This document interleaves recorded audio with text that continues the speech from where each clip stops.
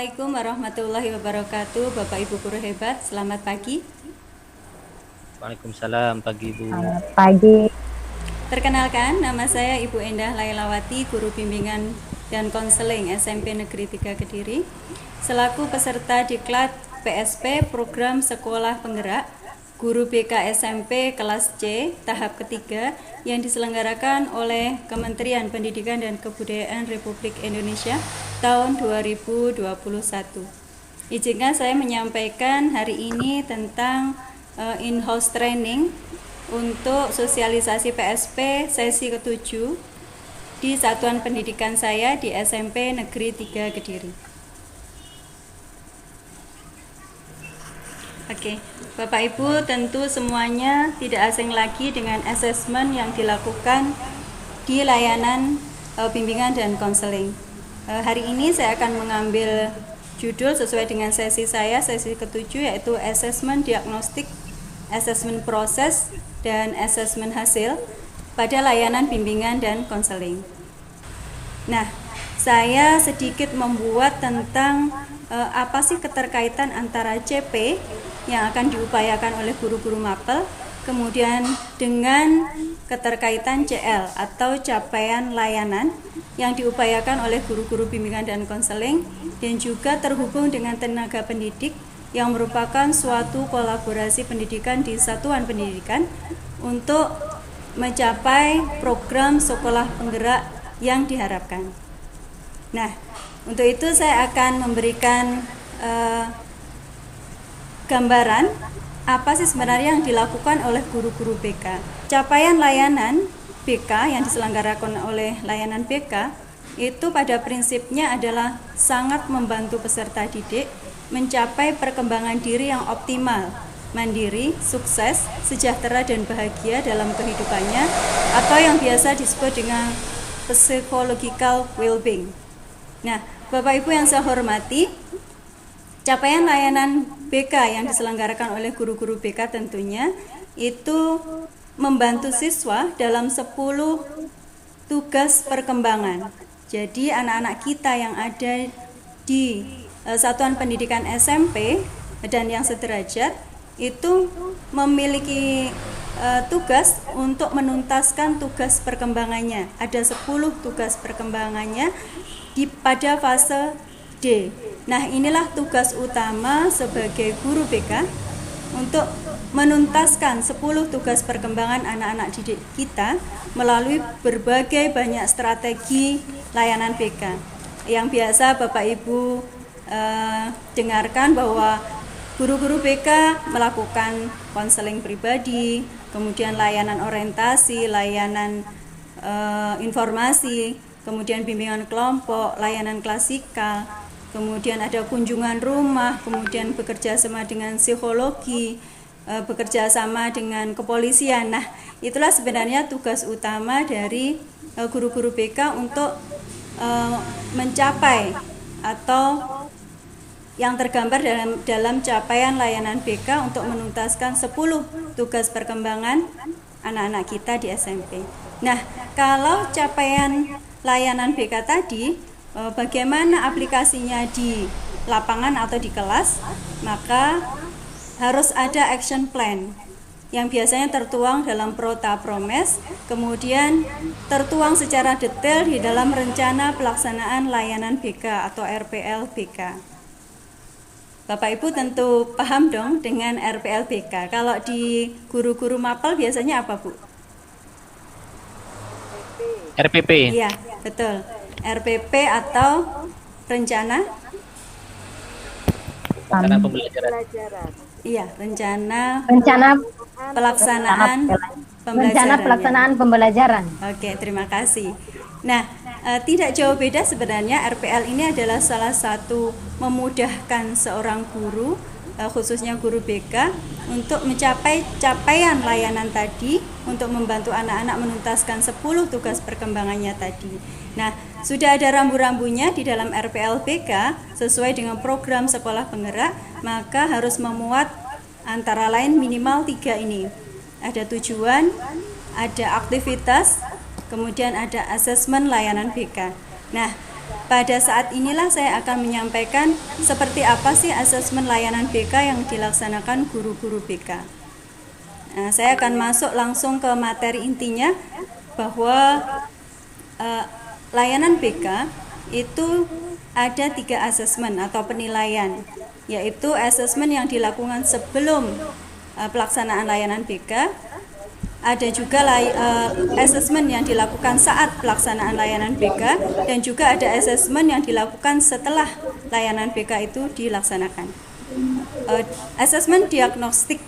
Asesmen diagnostik ini adalah asesmen yang dilaksanakan sebelum pelaksanaan layanan BK. Contohnya apa? Kita sering melakukan AUM atau alat ungkap masalah untuk anak-anak yang di awal semester, awal-awal tahun pelajaran akan mendapatkan angket AUM. Kemudian bisa jadi kita bisa juga menyelenggarakan asesmen gaya belajar, kemudian asesmen psikologi. Tentu saja ini bukan wewenang guru BK, tetapi bekerja sama dengan lembaga psikologi.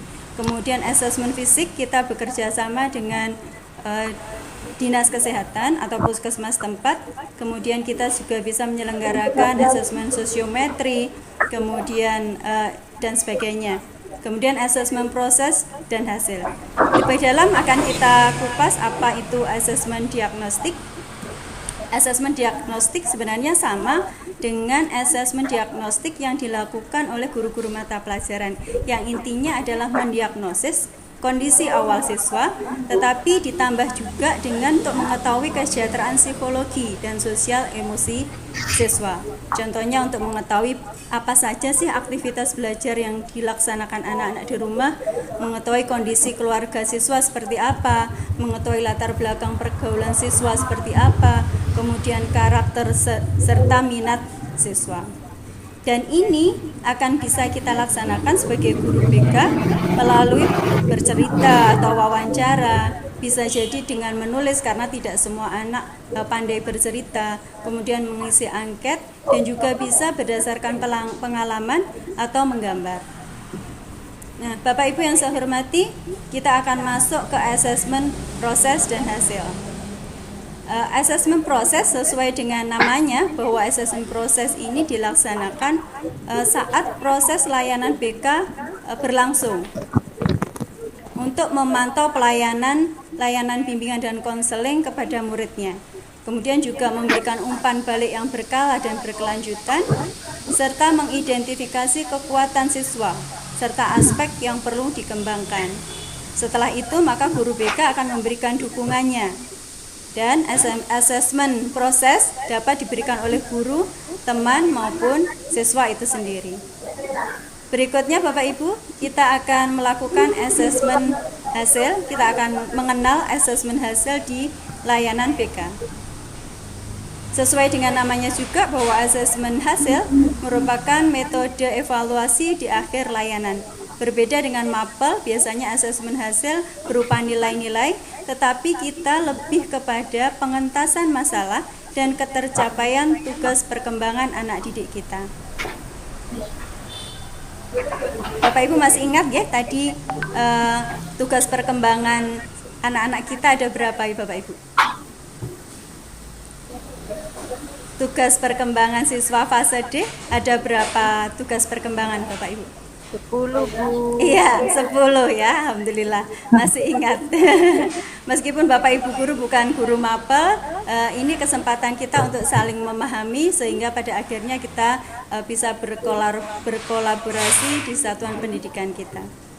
Nah, berikutnya lalu apa saja bentuk asesmen proses dan hasil yang bisa dilaksanakan oleh guru BK kepada anak-anak didiknya? Tentu saja bentuk asesmennya, terutama asesmen proses dan hasil, itu bisa dalam bentuk tertulis dan tidak tertulis.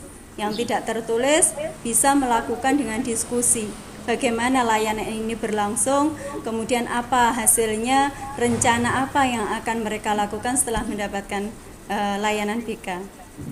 Di sini bentuk asesmen proses dan hasil yang tidak tertulis bisa berupa diskusi, berupa produk, misalnya membuat mind map, kemudian membuat komik, kemudian ada drama yang bisa diperankan anak-anak sesuai dengan eh, apa yang dia minati, misalnya tentang profesi, kemudian presentasi, tes lisan.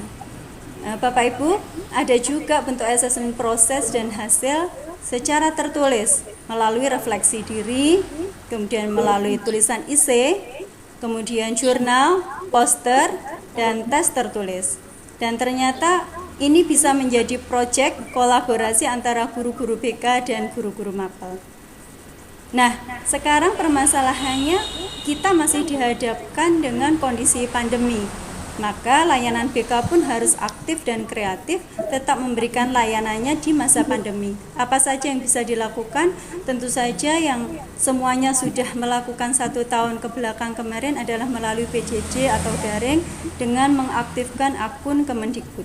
Kemudian platform yang digunakan bisa menggunakan WA Group, Google Classroom, media sosial, Kahoot, Drive, dan sebagainya.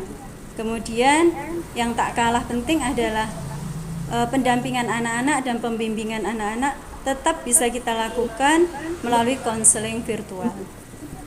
Kemudian media poster, komik, kemudian layar juga bisa digunakan atau dimanfaatkan agar anak-anak tetap berkreasi di masa pandemi dan berprestasi. Dan ini bisa menjadi proyek atau penugasan untuk anak-anak kita. Nah, dan yang terakhir, yang tak kalah menariknya adalah umpan balik, adalah penguatan dari kita selaku guru untuk menguatkan anak-anak bahwa apa yang ia terima di layanan bimbingan konseling bisa mengukur kemampuannya, bisa memberikan ide-ide atau inspirasi kepada anak-anak kita untuk mengerjakan atau melakukan perencanaan yang lebih baik ke depannya. Bapak Ibu, untuk proses hasil sebagai layanan hari ini, saya akan mengirimkan link berupa Kahoot untuk mengetahui seberapa pemahaman Bapak Ibu tentang materi yang sudah saya berikan. Terakhir, saya mengucapkan terima kasih dan mohon maaf bila ada salah kata dan kekurangan. Assalamualaikum warahmatullahi wabarakatuh. Waalaikumsalam.